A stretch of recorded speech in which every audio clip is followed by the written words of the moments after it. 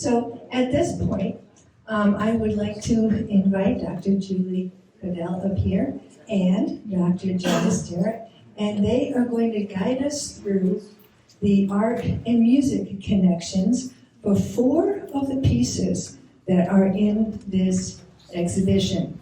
And I am the person who did the matching of music, because I know the repertoire, we have over 150 pieces. So I did the matching of our music to the visual art. And some of it was based on mood, some of it was a subject, some of it was layering or complicated patterns. There's lots of ways to connect art and music. So, Julie. Can we have the first piece put up? Yep. Are you ready for it? And in your programs, by the way, if you look on the very back, you'll find a list of the programs, the pieces of art, along with a list of the music that goes with them. And in the middle, you're going to notice there's some vocabulary and some concepts, and also about humanities. This program is from the Arizona Humanities grant, and we want you to know that humanities are all the disciplines that have to do with what it is to be human. Thank you, Sue. Can you all hear me? Thank you all for coming. This is a wonderful exhibition. This is the second time I've been here, and I enjoy this immensely. And this time I had some time to talk to the artists, and that was very special. This is a piece, Sherry Ashton's, The Voices That No Longer Live Here. Titles are very important, so I'll talk about some of the things that relate to the title. This evokes memories, ways we remember things, in often very fragmented ways. The building's ghostly transparency, although buildings are supposed to be solid, but these buildings are in the mind, in memory. They're layers of shapes and even blurred lettering, as if they were part of a remembrance of something someone said or a letter that was lost, including remembered people who wrote and lived here. Time is introduced here, and in all the pieces, time becomes a theme of the pieces we're going to talk about today. People in the 18th century thought time was a factor of music and literature, space was a factor of painting. But we know better, don't we? Paintings have time as well, and we'll talk about the different kinds of time. This is a memory time, the time of memory. There's also the influence here of Georgia O'Keeffe and the organic shape of the buildings. They're not strictly rectangular. And that fluidity is part of the reason that it's the result of memory, the dimension of memory. They are fluid, as memory time is. The oil here is like watercolor. It's very thin and fluid. And images are translucent. The colors bleed. These are ghostly buildings that show the transparent layer of shapes, like memory, which is layered, floating, vague, and not often accurate, right? People at the same event will have very different memories of it, so memory is never fixed. The unusual door over here, it's solid, it's opaque, but it's organically shaped. It's not strictly rectangular, and it's a way to talk about maybe the way memories enter and exit. Sometimes they're pleasant, sometimes they're not, but they seem to come and go. They float in our mind. Suddenly we'll get a memory of something we hadn't expected to remember, or even wanted to remember. There's a lot of ambiguity in the blue, beautiful blue, the air or water that appear mixing and indistinct. Again, like memories. This is memory time. A physical place here is transformed by remembrance and even by sounds. The voices that accompany the memory of these places, a reference to the title again.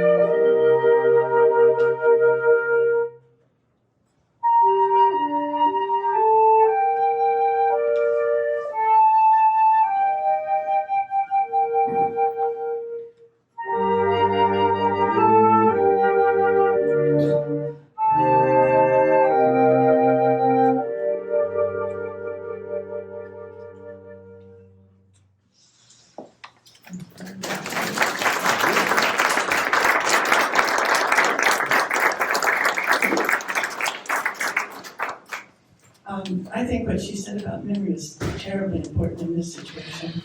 They also found that our memories change and they're not reliable. When we remember them back, we incorporate that becomes the memory, whatever we remember and reconstruct.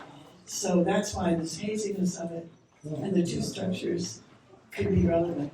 In music, the folk song, you'll see a lot of times synonymous, whoever the synonymous is. And it's because it's passed down. One of the reasons they're passed down is because they're verse form. They use the same melody and they do another verse so they can tell the story a little farther along in another verse. And they can be altered. If you go to folk people who sing folk songs, they're always changing just like memory is and how they remember doing it. And they have embellishments to it, put their own thing on it. The fact that it's so organized like that makes it easy to hand down to the next generation and they do what they want with it. So it is like memories. In music, the three major areas that music affects are emotion, motor skills, and memory. And when you listen to a piece of music, even if you've heard it before, you're going to hear it differently. You're going to hear it how you hear it now, and who you are now, and what you've experienced now, about how you relate to it now. So music brings you into now, even though it stimulates memories. So an emotional part about music, especially in folk song, are the lyrics and the story. And gee, lost love, what an unusual topic. So you can tell there's a great deal of emotion. I teach voice, and the ultimate lesson sort of area that I get into with someone is how to intuit the meaning of the song by the composer and the lyricist. And as a lyricist, I get my ideas from the title, that a musician put on it, a composer, but I also get it from the feel of it. And so if ballads are particularly emotive, and this one is, there's a good reason this one continued for so long, because there's inherent in its structure. And to get the singer to understand the feeling inside the song, I have them analyze the lyrics over and over to make some relationship to it of their own. And this one has it. I say, try and hear what they're trying to say with the melody and the rhythm, with the just your do's and lahs, just to hear the architecture. And in this one, if I can ask the people who play the lead melody, like the first three phrases, there are leaps in it all the time. And then they come down in a series of scale steps, with which we're very familiar. Do, re, mi, fa, sol, la, ti, do, sol, fa, mi, re, do. So anyway, if you just sing da, da, da, da, da, and then da, dee, da, da, da, da, da, and then you go to the higher one, you can hear the leaps starting the phrases. And its emotion is enhanced by these leaps up to high notes. It's very poignant, and you can hear it in it. So black is the color. They're describing a loved one they don't have anymore. So.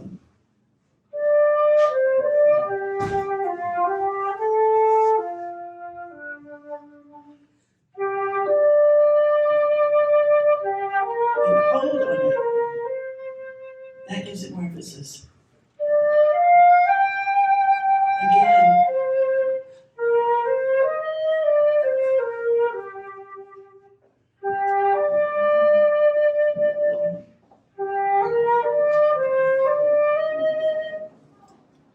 And then again, after that, they go even higher for the next part.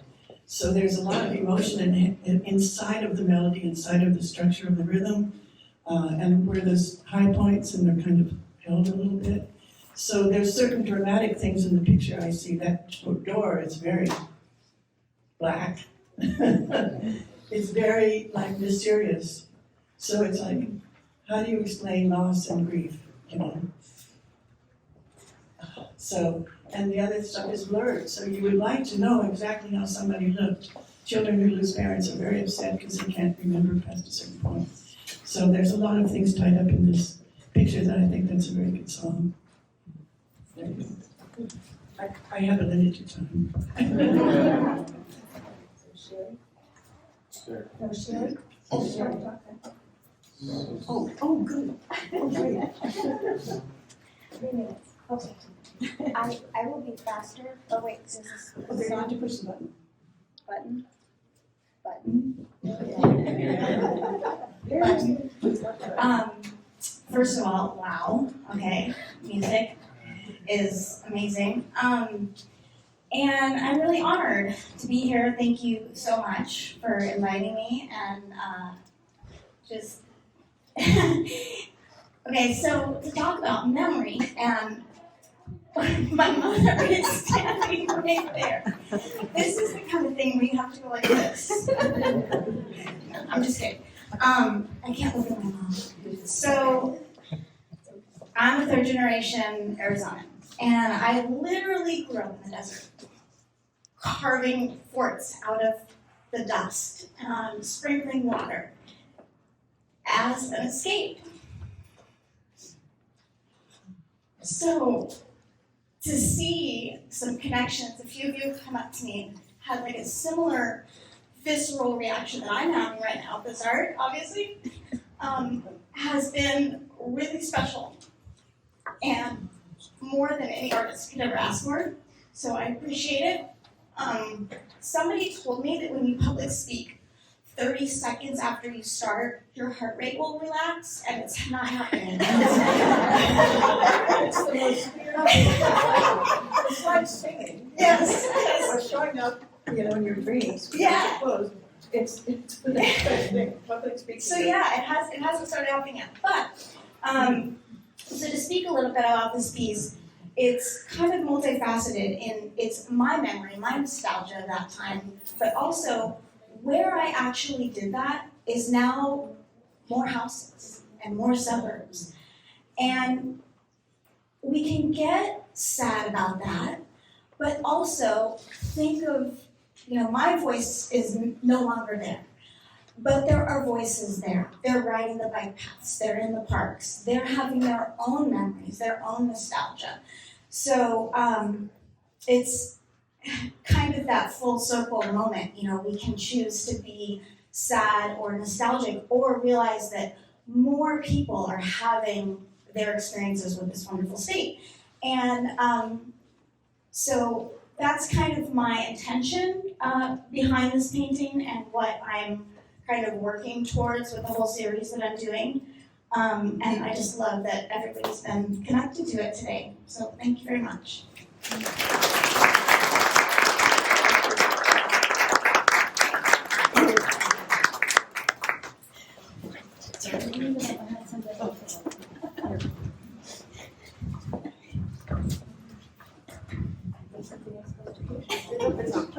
Thank you. I want to point out in connection with music and memory that in many places, people with dementia are given the music they grew up with, and they remember it. They remember those words, they remember the tune. Sometimes even though they may not be speaking, they're humming or even singing. That music can tap into memory in ways that are quite amazing. As we learn more and more about the brain, which is very complicated, we can understand the effects of music and certainly of art as well in provoking memories. People who may have some other kinds of problems and not be speaking or know what's going on right now, they remember what went on in the past. So. Yes.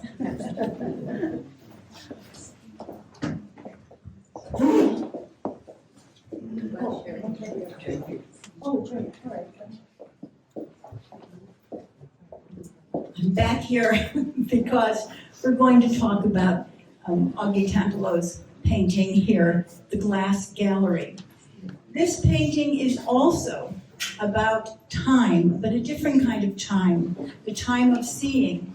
I know you've all probably done this thing where you write a word over and over again until you start to wonder if it's spelled right, it looks strange, that it's estranged. Well, this painting is about looking at objects and seeing them in ways that are not familiar, defamiliarizing the way you see things. And we're going to talk about some of this.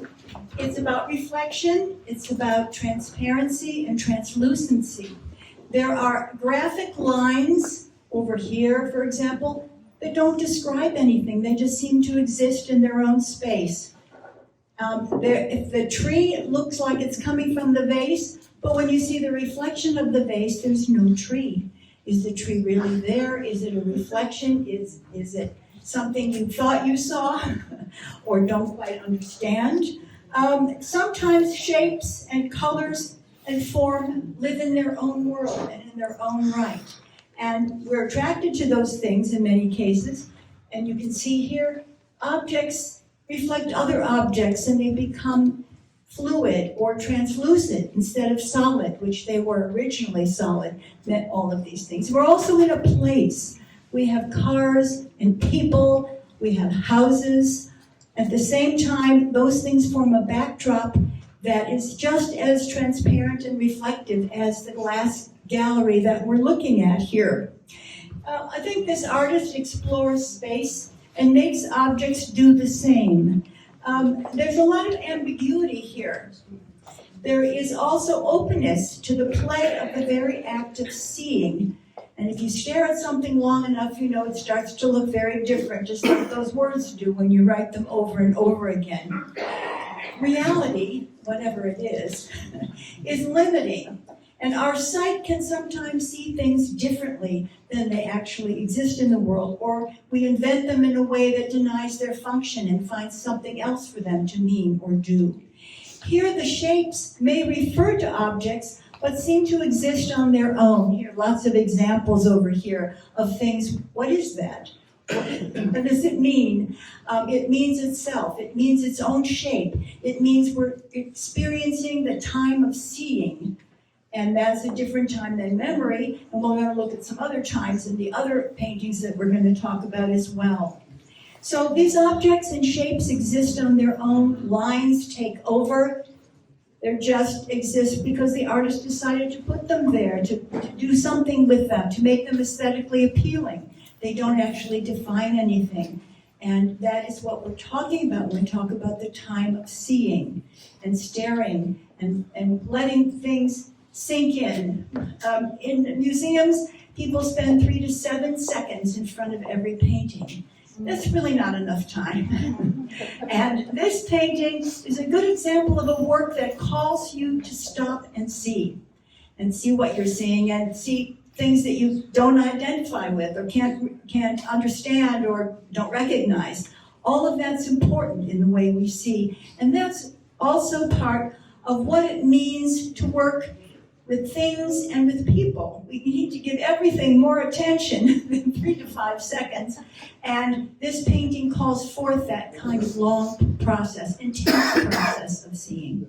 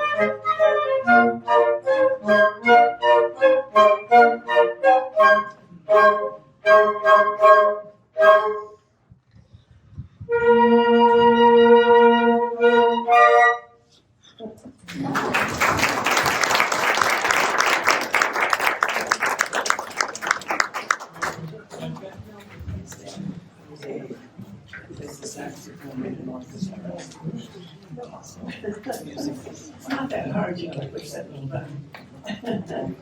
That was a jig, and well, that's the name of it. And so I kept picturing this, when I looked at that, as layers, even though they're transparent or translucent, that could be peeled away and you would see what different people are doing inside there.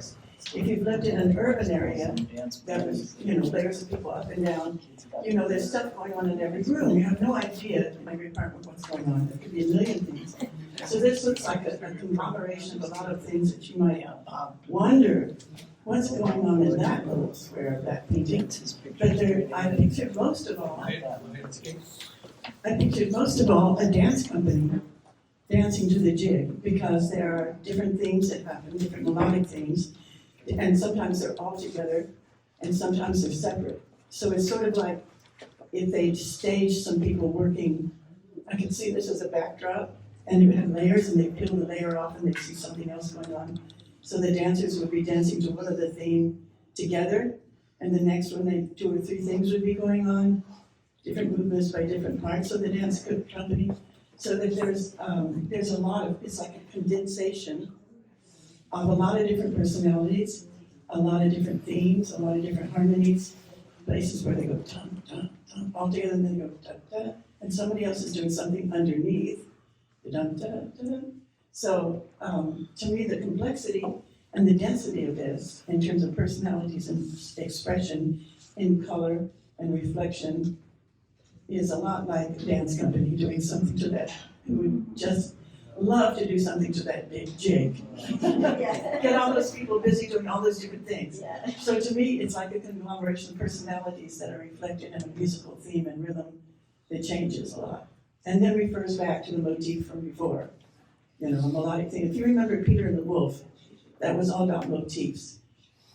The wolf had this sound, the bird had that sound, and you knew they were there, the characters were there. So those different melodic motifs and rhythmic phrases could come back again to suggest different parts of this complex painting. That's what I get it from him. Thank you.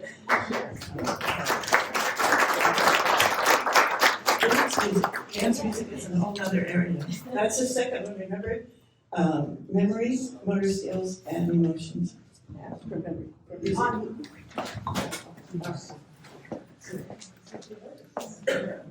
Oh gosh, yes. Yes, not very long. Okay. The sign is one. Okay, make sure. Yeah. Is this on? No. Is it on now? Yes. My name is Augie Tantallo, and this is one of my Put your mic paintings. closer. My name is Augie Tantallo. This is one of my paintings, the Glass Gallery. As an artist, okay, and as everybody in here that would not be here if they weren't creative in some sort, okay? As children, we're all very creative. And children learn to express themselves very creatively, like Pablo Picasso said, until someone instills upon them that something is right or wrong, they are probably our best artists. They look at a picture of Cinderella and they take a crayon and make it purple, green, blue, red, and they love it. And when someone explains to them that that is wrong and they need to learn to color, they start to develop their motor skills by coloring in shapes until they can master it and make everything one color. And at that point in a child's development, in my opinion, as an art teacher for years, it does kind of in service to your creativity because children and people tend to recall things as being one color. So if you ask them what color is an apple, it's red or green. But if you look at an apple, there's all kinds of lines, there's all kinds of values, there's all kinds of amazing details, okay? Now, I was raised in northwestern Pennsylvania, in a very rural community, the home of the Zippo lighter, Bradford, Pennsylvania. And it was all forest, and as a small child, I used to love to look at leaves when they change color and all the different details, and I'm a very visually oriented person. And so when I started drawing, my first thing I liked to draw was people, and I drew portraits. And one of my favorite artists at that time was Norman Rockwell. And my mother bought me a book of Norman Rockwell's art. And when I opened it up, and looked at all the beautiful pictures he had painted, there were 3 portraits in there that just blew me away. And one was an oil painting of Dwight Eisenhower, one was Marilyn Monroe, and one was John Kennedy. And so I tried to draw those pictures, I don't know how many times. No matter how many times I tried to draw them, I could never make them as good. And I thought, what am I doing wrong? So after probably months of trying to draw those pictures, I decided I should read the book.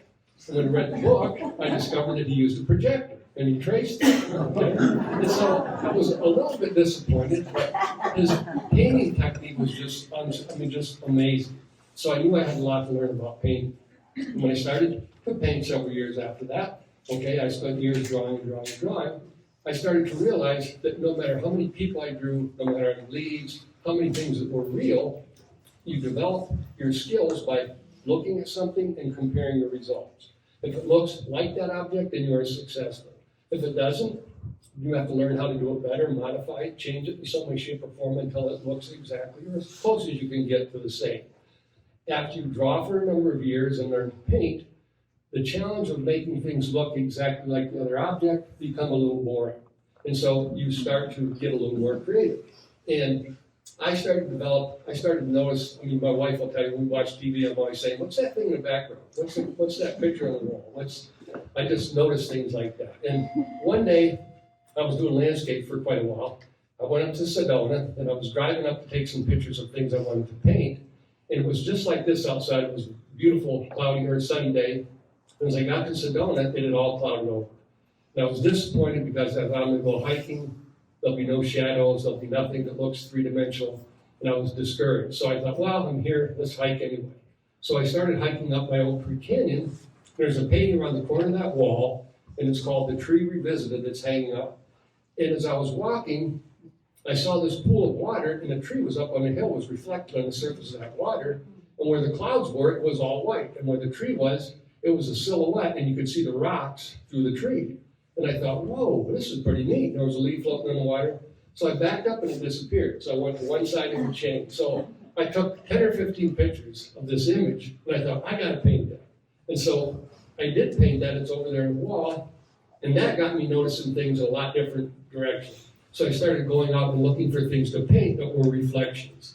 And I did a series of them, and this was the 4th one, okay?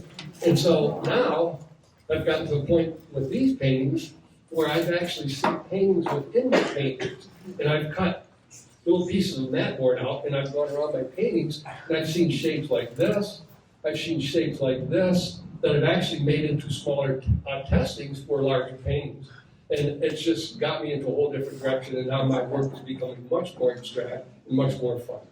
And the first painting that was put up today just blew me away because I'm trying to get to that point. Okay, I'm a nut on details, and I love it. But at the same time, I just see so many beautiful paintings like hers, and I just think I got to get there. I got to simplify. I got to learn how to become more creative. And I've also learned when you're selling your artwork or displaying your artwork, you're showing your artwork in front of a range of people who also develop just like we do creatively. And so sometimes people don't understand the more abstract conceptual art. And a painting like this has gotten me some recognition because when I'm walking around an art show, you have to stop and start thinking, what the heck is it? Okay? And I've had numerous people come and ask me questions, whereas in the past when I used to draw things that were more realistic, a lot of people may really like them, but at the same time, they ask me a couple questions and leave. But a lot of people seem to love these reflections that I've done, and I've gotten a lot of positive comments, and I really appreciate it. And I appreciate this honor today. Thank you very much.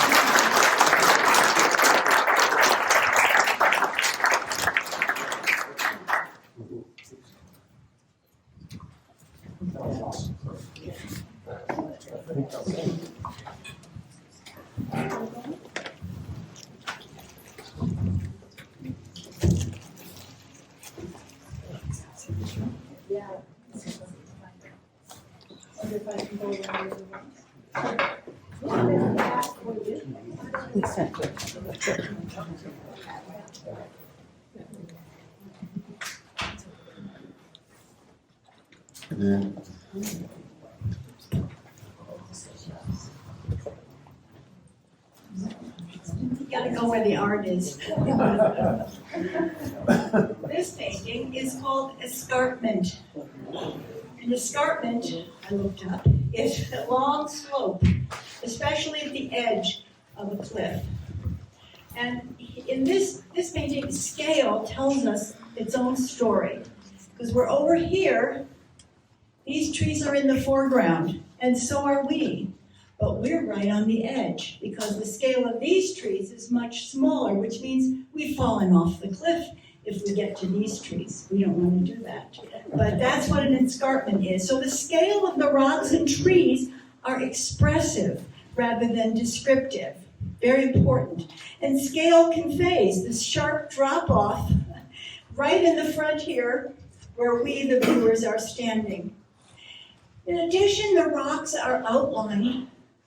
They don't seem to be resting against one another. They seem to be unstable. They're going to fall eventually. We know that happens over time. This work is very evocative of a dizzying perspective and the instability of landscape. It's ever-changing images of falling rocks and slanted trees. This is geologic time here. Unlike the memory time in Sherry's painting, or the composition or the uneven act of seeing over time in the glass gallery, what we see here are objects that exist over long periods of time, but they're not stable.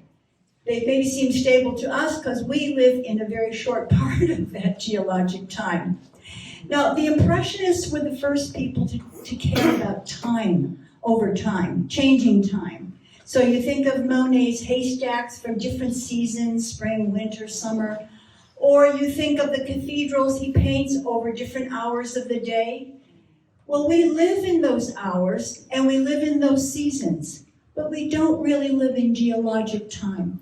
It's hard to imagine.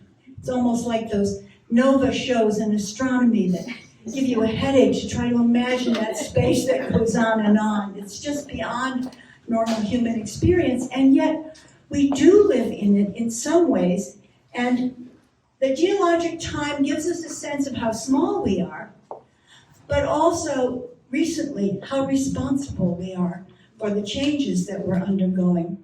In this Anthropocene period, we are taking on these kind of larger notions of time, controlling them, and not always to the best ends. Our own Anthropocene period may be the cliff we fall off of if we're not careful.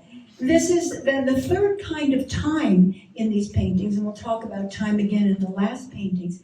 But to remind you that paintings have time, they evoke time, they require, as they all do, time to stand in front of them and get soaked into the way they represent things, and to notice that the rocks seem to be falling, that they're not relying on one another, that they're not stable, that there's a sharp drop-off here. And in the background, the sea, the water, what may be the water, and the sky seem to blend. Things get, in the background, there are no things there. They're just shapes and lines to give us a sense of atmospheric perspective. So we have a real distance here from this escarpment here all the way into this space in miles away in this painting.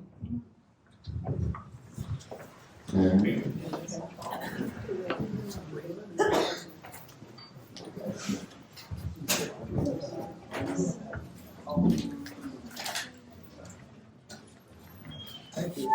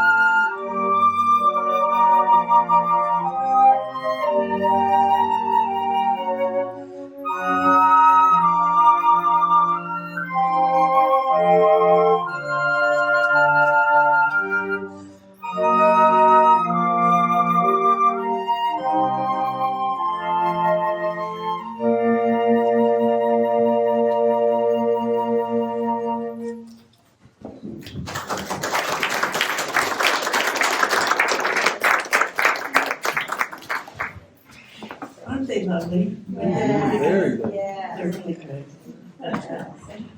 This is another kind of standard or carried on traditional song, My Lord, How Weird Morning. And when I saw the painting, I thought about a bunch of different things. But one of the things about music is that, and other arts, is it's extremely subjective. Like some people love my singing voice, some people are like, you know, so you may see a painting, oh, yeah, nothing you think, wow, you know, so that's part of its beauty, but it's also part of its problem in a way, because you can't, like he said, you can't make everybody happy. But something that represents the outdoors like this, or the manifestation of nature's opulence, is something that makes you think, you know, and they've said that if you can spend time outdoors every day, at least 10 or 20 minutes, it's so much healthier than not, just to be in nature. And you know, if you haven't had an experience where nature just turns you around for a minute, because something's so beautiful. The French say, the word bore is reflexive. In other words, you're saying, I bore myself. And I'm thinking, yeah, that's about right. Because if you look at a parrot, look at a parrot, look at butterflies, how can you be bored? How can you be bored about looking at nature? And her description of it in terms of structural and what's the hidden kind of era or implication of time in there is very relevant. Because when you go into nature and you see something that's amazing, it stops you. And it makes you, well, most people, I think, maybe not. Maybe if you're a narcissist, maybe not. I don't know. I'm not that familiar, well, I should be, but I'm not that familiar with it. So it makes you think how insignificant you are, how tiny you are, how the forces of life, and then when you hear they say, there's a billion stars. No, there's a billion galaxies of billions of stars. Hold on a second. So what does that make me and my little cellular body that is mostly air and water? So when you see that, there's something about that. So this song they chose was My Lord, What a Morning. So it stopped that person cold, My Lord, what a morning. Who are you going to tell it to? Your friend that's with you? They know that, that you may be speaking spiritually. And so paintings like this can make you contemplate, and the song makes you contemplate. Who am I next to all that? So that's what the music expresses. And music allows people to express their spirituality for whatever religion or not religion they're tied to. If it doesn't hit you, you're not quite living, you know what I mean? I can't imagine it.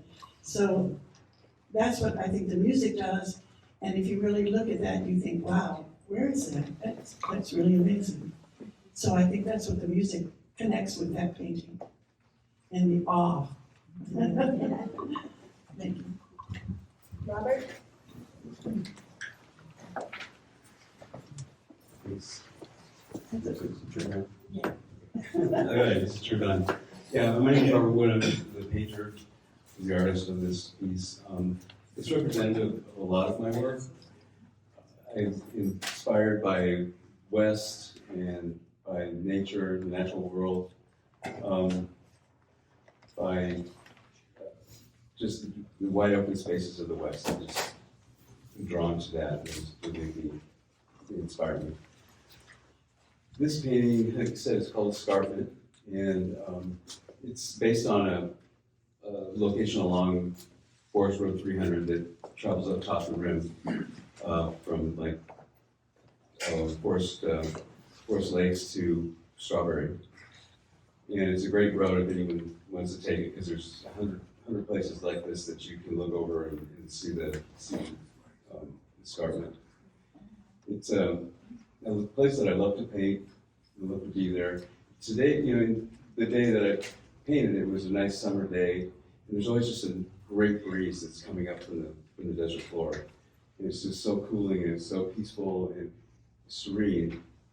But at the same time, this painting is about sort of the violent upheaval of the earth, and this Mogollon Rim is the southern edge of the Colorado Plateau, and it's just slowly eroding, and the plateau moves further to the north, and it's also about time with respect to what we're saying. I think it shows the past and the present, and it asks us to anticipate the future in terms of what's the next chunk of earth that's going to break off, separate from the main part of the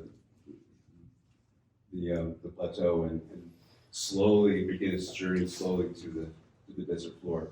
Anyway, so thank you. It's an honor to speak about it.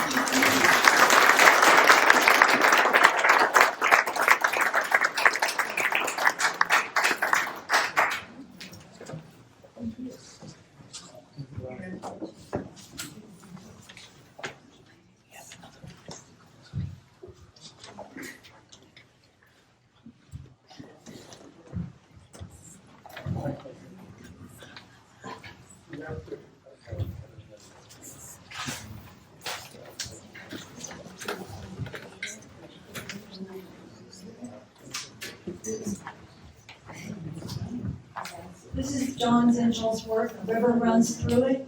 Maybe you've seen the movie or read the book. I lived in Montana for 11 years, and this echoes some of the landscapes there. This is very dramatic introduction, and suddenly we're thrust into this space. The vibrant use of color, the organic shape of the mountains on either side of a pass, and they seem to rise up or move with organic wavy lines. You can see that here. They give us a sense of crevices and structure of the mountains. Or they're growing or they're alive. They're not stagnant or static. During her career, Dawn has made hand-built pottery, stained glass art, and painted in watercolors. And I think some of the luminosity of this, you can see might be influenced by the stained glass or the watercolors. Cézanne's series of paintings of Mont Saint-Victoire, he painted the mountain in little squares. He emphasized the structure of the mountains. But these mountains, this is the other way mountains are represented, with organic lines, waviness, unevenness. It's not so much their structure as their motion or change. The sky and the water reflect each other in their mixed colors. They're not just blue, are they? They're purple, they're pink. This is the kind of thing you were talking about, how something has many colors in it, not just red or green, whatever. This river, she says, is northeast of Moab, Utah. And at this point, the Colorado River is wide and calm. Then it disappears around a bend. And perhaps symbolic of life that changes. You don't know what to expect. Suddenly things turn up, or they turn away, or they disappear, or they appear in your life. You don't know what's coming. It's exciting, and it can be a little scary. The mountains are reddish orange, and they're glowing, giving nature the feeling that it's coming out of light and color rather than rocks or dirt here. Dawn writes that she loves the buttery feel of oils and the smooth or textured surfaces, and she gave up watercolors with this. I think she's captured some of that butteriness in the colors. And she communicates, she says, she wants color to brighten people's life, but also she puts in symbolism that many people don't get. And many works of art have hidden symbolism, but I think at this point, that taking up that idea, it's important to remember certain things about works of art. They have no inherent meaning. They're not fixed in meaning. If I took this painting 300 years from now to China, it would meet with a completely different understanding, and both through time and geography. We now study how works of art's meaning, that how objects, ceramics, tapestry, how objects change, how their meanings change once they cross borders of countries or periods of time. This has become a very important thing in art history these days, and it helps us understand, talking about how subjective art is, there is a certain cultural shared thing that we're experiencing when we look at this. We live in this landscape, we've seen a lot of landscapes, we share a certain understanding of this. But there are bound to be things that people see individually. So it's a combination, I think, of subjective and objective, but it's not inherently meaning this thing or that. It is something, that's why art historians disagree about paintings and objects, because they see different things and they understand things differently, even from the same generation or the same country. But it's important to recognize that there's no fixed meaning to any work of art. It is going to change over time and over geography. It's important because it gives up some of our authority. We don't know everything about a painting. We don't look at a painting and figure out we know everything. We're resources rather than experts. I prefer to be a resource. But I think it also helps us understand that we all can understand a work of art. Maybe not the same way everybody else does, but we all see something in there that's valuable, because it is partly subjective. At the same time that we all share things. That's how we can award things. That's how we can choose what's in the exhibition. We share certain aesthetic values and certain interests, but we also have our own individual understanding of a work because it's not fixed in meaning. And that's kind of freeing us up, I think, to enjoy the works of art and to get involved with them as well.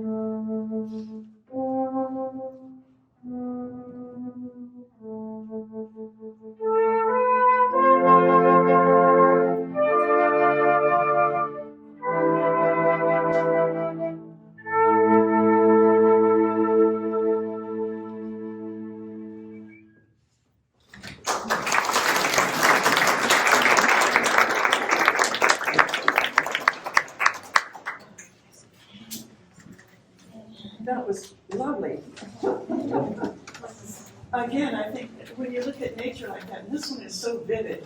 I grew up in North Carolina where the clay was red. I mean, just red. And out here it's terracotta. And out here it's the Grand Canyon. And out here it's Sedona. And so these vivid colors are there. And sometimes the sky, when I lived in other places or traveled, I always missed the sky because there was so much of it. And sometimes the color of the blue was just staggering, just gorgeous. So here it's sort of enhanced and intensified. But what else, I can relate the music to, because this is like, I didn't pick it, so I'm just trying to figure out how it fits, as if I was doing a film and had to pick out some music for it. You know, this is happening. What do you have behind the scenes? Enhance it with music. And I think the whole idea of contemplation is definitely the theme when you're looking at nature and you're looking at a work of art like this, because you're just looking at how incredible it is, how beautiful the colors are, how saturated they are with life and energy. And you can just spend a lot of time doing something like that. And the melodies that may go through your head. And also, when I was younger, I remember flute playing, especially wooden flutes, bamboo flutes, would put me in another state of mind. They altered my brain, and I felt, oh. And I could be silent, I could be still, I could be relaxed.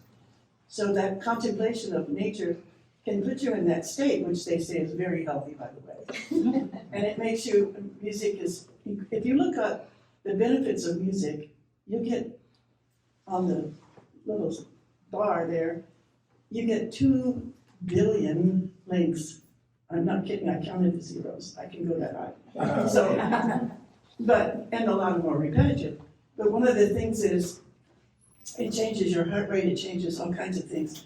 And like you were saying, it's healing. I used to do lectures for the Humanities Council on music and healing and on music and the brain, because it helps me teach. I know that the music, so when you're allowed to calm down, which is very hard in today's world, and I'm constantly with my voice students saying, I remember when things were slow. Yes, I'm that old. So, but this makes you slow down. It makes you contemplate, it makes you think. And this really does think, wow, those are real. The colors can be that real, that vibrant, and that alive. So that, I think the music is enhancing your feeling of listening, your feeling of stopping. Like, that would make you stop for different reasons. What the blazes is that? But you realize there's so much in it, so much interesting things in it, and so many mysteries. This one is, yes, I must go out more. Outside. I have to go, I'd like to take a trip there. So I think the music is that, it's slowing you down, it's hearing these beautiful melodies that flow, it doesn't interrupt anything, kind of lays the groundwork for contemplation and relaxing and letting things come in. Washing out the chatter that all of us live with, and the things that come at us like this. This is like, you can relax. Yeah, go ahead. You should appreciate it. My daughter has a little dog that's one of those that's perpetual motion unless you make it run to it. Slap just like a 2-year-old. And it comes at the cats who made him, her, like this. And I feel like that's how life is right now in media and all the things that they throw at us and tell us we should be doing. And it's like this.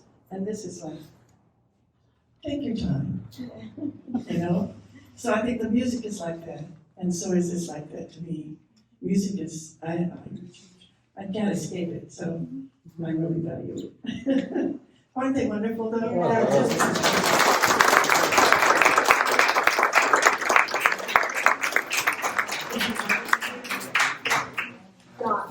great.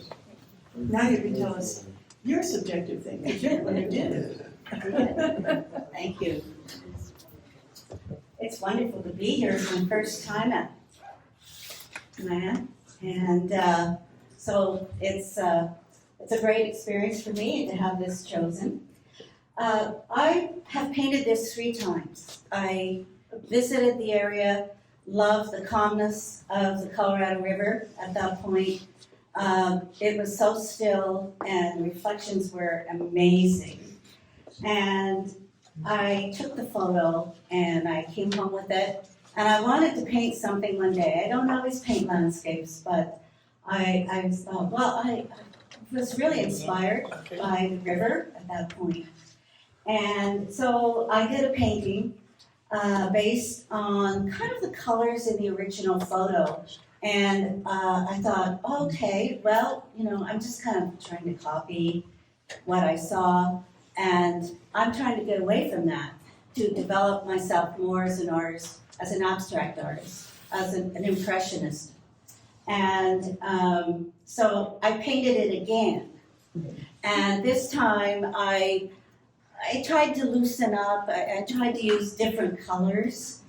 And I was quite happy with the outcome. But then I found this canvas in the corner of my art room, and I thought, well, I really should paint something else. What am I going to paint? And I couldn't find anything that inspired me other than the photo of the Colorado River. And I think one of the things about that photo is the mystery of it. It just kind of disappears. I mean, there's this beauty, and you don't know where the river was going or coming from. And I only discovered a couple of weeks ago from my very smart husband that it doesn't go up, it's coming down. And so I had to kind of stop and think, okay, my notions of this river and what it was doing maybe have changed a little. But in fact, it represents my life. I've had a very calm life in many parts of it, and then I want to make an abrupt change and throw everything away and start over again, because that's exciting. And so that's what I kind of did with this painting. Now, here's what I have to tell you that may surprise you about this painting. I was kind of bored of just making it up myself. So I took the original photograph and I put it in an artificial intelligence program called Night Cafe Studio. And I loaded in my photo, and then I took some other photos of paintings I had done, and I loaded them in. And I said, okay, create something. And it created this. It created this image, which is very similar in the geology to my photo, but the colors were so much more intense. And I thought, whoa, okay, well, I guess, this, I don't know what algorithm they use in that particular program, but it saw something I didn't see. But I can paint it. So it's about technique, being more abstract, being more daring with color, and trying to build motion in.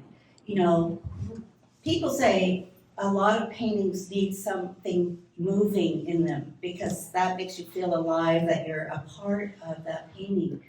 So definitely with the sky and the water, there's some reflection and motion in it that was very deliberate. And thank you, AI, because it saw something that I might have overlooked as just an ordinary human being, looking at a beautiful scene. So, thank you again. This has been fun.